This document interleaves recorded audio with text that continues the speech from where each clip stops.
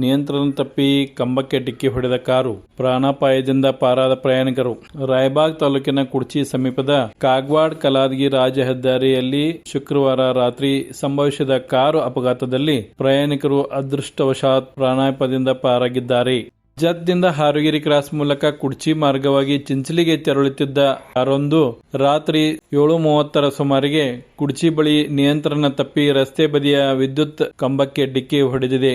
ಡಿಕ್ಕಿಯ ಪರಿಣಾಮ ವಿದ್ಯುತ್ ಕಂಬ 4-5 ತುಂಡಾಗಿ ಮುರಿದು ಬಿದ್ದಿದ್ದು, ಕಾರಿನ ಮುಂಭಾಗ ಗಂಭೀರವಾಗಿ ಹಾನಿಗೊಂಡಿದೆ.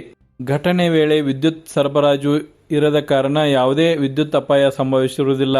ಚಿಂಚಲಿ ಮೂಲದ ಕಾರಿನ ಚಾಲಕ ಕಿರಣ್ ಚೌಕಿದಾರ್ ಹಾಗೂ ಪ್ರಯಾಣಿಕರು ಅದೃಷ್ಟವಶಾತ್ ಅಪಾಯದಿಂದ ಪಾರಾಗಿದ್ದಾರೆ. ವಿದ್ಯುತ್ ಇದ್ದರೆ ಭಾರೀ ದುರಂತ ಸಂಭವಿಸಬಹುದಿತ್ತು ಎಂದು ಸ್ಥಳೀಯರು ತಿಳಿಸಿದ್ದಾರೆ. ಅಪಘಾತದಲ್ಲಿ ಯಾರಿಗೂ ಪ್ರಾಣ ಹಾನಿಯಾಗಿಲ್ಲ.